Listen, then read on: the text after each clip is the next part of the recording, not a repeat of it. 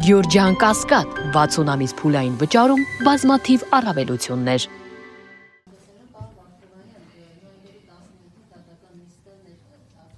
Այո, ժամը 10:00-ին հակակոռուպցիոն դատարան։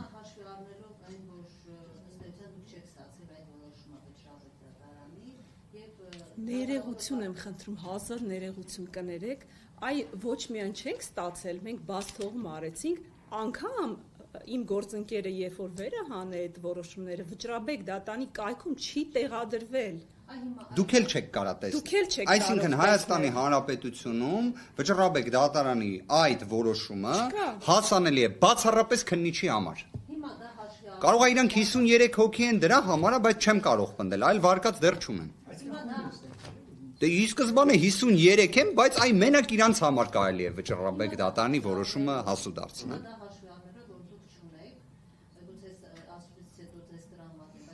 Չեն տրամադրելու։ Հնարավոր է, որ ասի, քանի որ փաստաբանները տեղեկացված չեն այդ որոշման, այսինքն այդ նիստը տեղի չունենա եւ օրինակ մեկ օր հետո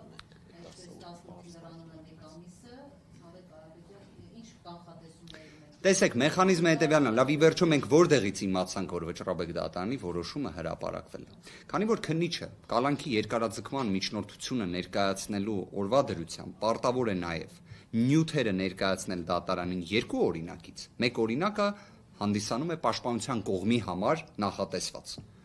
Մենք այդ նյութերը ծանոթանալու շրջանակներում, պատկերացնում եք, այսինքն օրինակ նայում ենք նյութերը, այս պայդրությամբ արդեն 20 հատոր է, շուրջ 20 անունը դնենք։ Նայում ենք հերթական անհասկանալի թղթեր, անհասկանալի բնույթի ինչ-որ տվյալներ, այսինքն մենք ի վերջո երբ նայում ենք գործի նյութեր, մենք պետք է դա նայենք մեր պաշտպանյալի տեսանկյունից։ Այսինքն նյութերը կարող են լինել նաև, չգիտեմ, գրականության մասին, բայց դա ինչ կապ ունի, չէ՞։ Հիմա համապատասխան, այ համանման իրավիճակ է։ Այդ նյութերը նայելուց մեկ է հասնում ենք վերջին հատորին, մեկ էլ տենանք վայ Վճռաբեկ դատարանի որոշում։ Հասկանում եք, սա է եղել։ Այսինքն լավ որտեղից մենք երեք իմացանք, որ Վճռաբեկ դատարանի որոշում կա, որովհետև մեզ հակակոռուպցիոն դատարանի դատավոր Սարգիս Դադոյանի կազմից զանգ արեցին, ասեցին բարև ձեզ։ Միջնորդությունը մակագրվել է կոնկրետ դատավորին։ Կարող եք գալ գործի նյութերը ստանալ։ Պարոն Վարդանյանը մեր գործընկերը անհապաղ գնաց ստանալու։ Ու այդ ինչը նկարագրեցի, հենց տենց եղել է։ Այսինքն մենք նյութերին ծանոթանալու շրջանակներում մենք հավասար կողմեր ենք, ճիշտ հասկացեք, այսինքն Վճռաբեկ դատարանը իրականում չի կարող մի կողմի դատարան լինել։ Ինքը դրա համար կոչվում է դատարան։ Դատարանը երբեք ինչ-որ կողմինը չի։ Օրինակ քաղաքացիական գործերով ոչ հայցվորինն է, ոչ պատասխանողինն է, ոչ երրորդ անձինն է։ Քրեական գործերով ոչ մեղադրանքի կողմինն է, ոչ էլ պաշտպանության կողմինը։ Իդեպ կարծնեք լավ բա ումն է, հանրությանը։ Բայց մենք այս դեպքում հասկանում ենք, որ այս տրիվիալ ճշմարտությունների մեծ խեղում կա։ Ես անկեղծ եմ ձեզ ասում, հիմա բացահայտենք այս հանգամանքն, թող մեր քննիչը այս ժամանակահատվածը օգտագործի, թող տվյալներ մտածեն դրա շուրջ։ Մենք ուղիղ հարցնելու ենք որտեղից է Վճռաբեկ դատարանի որոշումը։ Որտեղից։ Եթե մեզ Վճռաբեկ դատարանը ամսի 14-ին միայն ասում է, որ իմացեք, հրապարակվելու է նոյեմբերի 13-ին եւ ոնց գրել են ողջամիտ ժամկետում, նայեք, օրել չեն ասում։ Ողջամիտ ժամկետում մասնակիցներին կուղարկվի նշված որոշումը եւ կհրապարակվի կայքում։ Այդ ողջամիտ ժամկետը մեր դեպքում ինչքան է եւ քննիչի դեպքում ինչքան է, այնքան հետաքրքիր է։ Լավ, իսկապես տրամաբանություն պետք է ունենա ցանկացած գործողություն։ Անկեղծ եմ ասում, նույնիսկ ապօրինությունները պետք է տրամաբանություն ունենան։ Եթե տրամաբանություն չեն ունենում,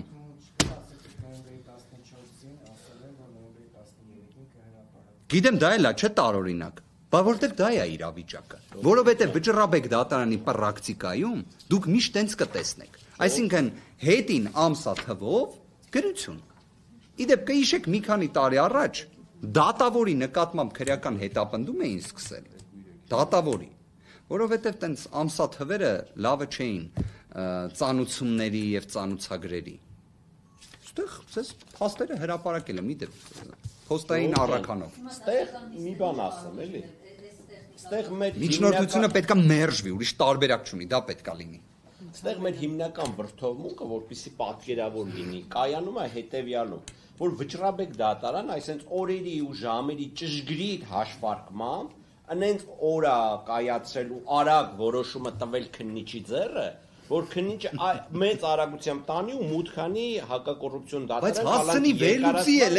կալանքի երկարացման միջնորդությունը։ Օրինակ, եթե քննիչը մի օր ուշացներ այդ կալանքի երկարացման միջնորդությունը մուտք աներ, Առաջիացիային դատարանը օրենքի համաձայն իրավունք ուներ վարույթ չընդուներ։ Այսինքն Վճռաբեկ դատարանը գործընկերս որ ասում է տեզերական արագության բան, դա հենց մեր վրդովմունքը դրանում է կայանում, որ Վճռաբեկ դատարանին հատուկ գնացել են իմ խորին համոզմամբ, բզել են, ասել են ընկեր շուտ արա, վերաքննիչում կրվեցինք ախր, Առաջիացիանում ժամկետը լրանում ախր պետք է մուտք անենք։ Վճռաբեկն էլ արագ միշքան copy paste-երը արել մի 100 քանի էջ դզել է, մի 3 էջել այսպես ասած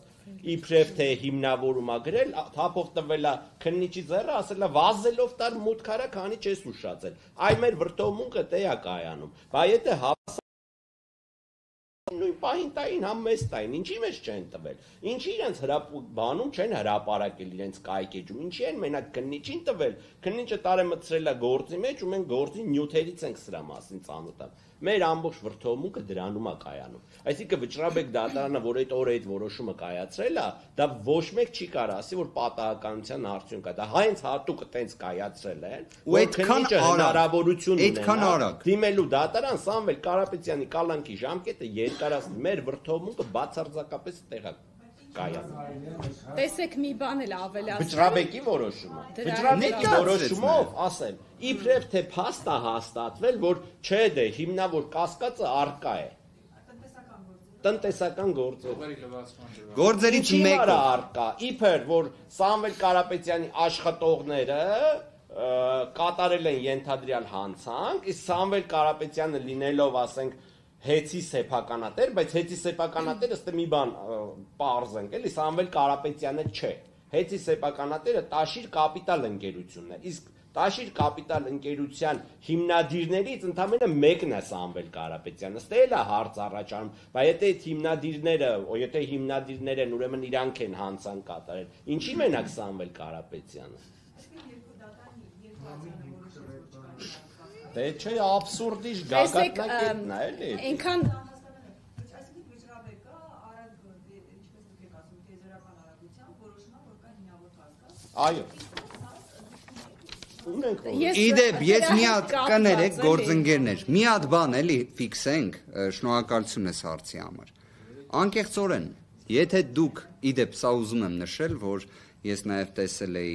քննչական կոմիտեի նախագահին հասցեագրված հարցերը զանգվածային լրատվության միջոցների, այն հետևողական հարցադրումներ, այն ճշգրիտ հարցադրումները, այդ թվում մեր ձևով հարցադրումներ կատարելը, որը հնչեց նաև հենց այդ ձևակերպմամբ, չափազանց կարևոր էր, որովհետև մի քանի ճշմարտություններ ուղղակի նաև հանրությանը հնարավորություն եղավ լույս սփռելու։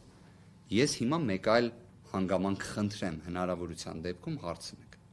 Արդյոք Հայաստանի Հանրապետության պատմության մեջ երբևէ եղել է դեպք, որ Վճռաբեկ դատարանը կայացնի որոշում եւ այդ որոշումը հասու դառնա կողմերից մեկին մյուսի կողմից տրված նյութերից։ Սա անկեղծ եմ ասում, կարող է թվա դատավարական տեխնիկական բան եմ ասում, բայց սա նույնիսկ վիրավորական է իրավունքի նկատմամբ։ Այդ Վճռաբեկ դատարանի որոշումը քննչականին չի։ Իդեպ, քննչականն էլ չի հասցեատեր է, դատախազությունն է։ Իդեպ են, որ ասում էինք, չէ, տենց քննիչի ձեռքին է հայտնվե, հա? Սկզբից դատախազության ձեռքին պետք է հայտնվի։ Դատախազության ձեռքից քննիչի մոտ հայտնվի, հետո քննիչը դա հասցնի վերլուծի, միջնորդության մեջ ցիտատներ գրի դրա վերաբերյալ, որից հետո մուտքագրի։ Ու այն պարագայում, գործընկերներ, ես առնվազն թվով 5-6 վերջին ժամանակահատվածի, ավելի վաղ ժամանակահատված չեմ էլ գնում։ Ներկայացրեցի Վճռաբեկ դատարանի նույն հակակոռուպցիոն պալատի որոշումներ, որոնցից ոչ մեկը 20 օրում չի ընդունվել։ Հիմա իդեպ հարց է չէ առաջանում։ Այդ բոլորը որ թվարկեցի, գլխավոր դատախազի կամ գլխավոր դատախազի տեղակալի բողոքներին էին վերաբերում։ Բոլորը։ Ինչպես։ Այո, 19 օրը։ Ուղղակի այստեղ մի բան էլ ֆիքս են գործընկերներ, կարող է ինքը մի քիչ խճճացնող է դառնում, բայց պատկերացրեք իրավիճակը։ Օգոստոսի 11-ին քննիչը միջնորդություն էր ներկայացրել այն հենց տնտեսական բնույթի ենթադրյալ հանցանքի հետ կապված, կցելով պայմանական 10 թերթ։ Հա? Օգոստոսի 15-ին դատարանը գտավ, որ այդ 10 թերթը, որտեղ ոչ միտեղ Սամվել Կարապետյան նույնիսկ անուն ազգանունը նշված չի, հիմնավոր կասկածի շեմը չի հաղթահարում։ Վերաքննիչ դատարանը սեպտեմբերի 8-ին գտավ, որ ճիշտ է արել առաջին ատյանի դատարանը։ Հոկտեմբերի 11-ին